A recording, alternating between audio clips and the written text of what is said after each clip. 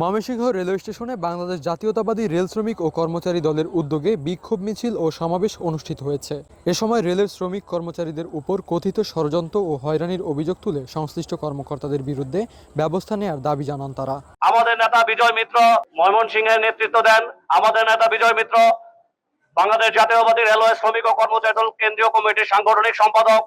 কিছুদিন যাবৎ ওনার বিরুদ্ধে বিভিন্ন ষড়যন্ত্রকারী বিভিন্ন ধরনের ষড়যন্ত্র করে যাচ্ছে। আপনাদের ষড়যন্ত্রকারীদের উদ্দেশ্যে একটা কথা বারবার বলতে চাই, বিজয় মিত্র আমাদের নেতা, আমাদের নেতার বিরুদ্ধে যদি কোনো ষড়যন্ত্র করা হয় কাউকে বিন্দু পরিমাণ ছাড় দেওয়া হবে না, কোন প্রশাসনের দলদেরকে ছাড় দেওয়া হবে না। গত ফ্যাসিস্ট সরকারের আমলে অনেক জুলুমের শিকার হয়েছি, লাঞ্ছিত হয়েছি, কিন্তু বর্তমান প্রেক্ষাপট বিএনপির এই সরকারের আমলে আমরা কোনো নির্যাতিত হতে চাই না। আমরা শ্রমিকরা সবাই একতাবদ্ধ হয়ে থাকব।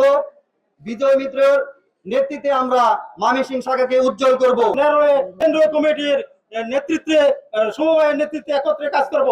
রেলওয়ের মধ্যে গামটি মেরে থাকা ফ্যাসিস্টের দোসররা আবার সেই পূর্বের ঘনা ধরছে এবং শ্রমিক দলের কর্মচারীদেরকে, শ্রমিক দলের কর্মীদেরকে বিভিন্নভাবে বদলি ও মানসিকভাবে টর্চার করছে, যা আমাদের কর্ম পরিচালনা করার বিশেষ অসুবিধা হচ্ছে।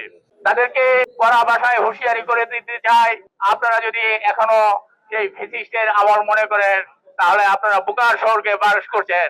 আপনাদের এই আচরণের জবাব এই সাধারণ শ্রমিকরা কঠোর ভাষায় রাত ভাঙা জবাব দিবে।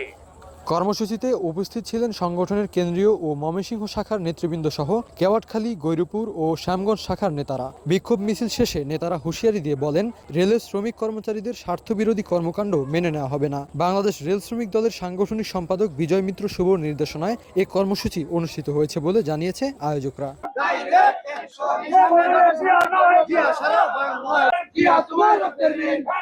ইমন খান, রেল নিউজ, ময়মনসিংহ।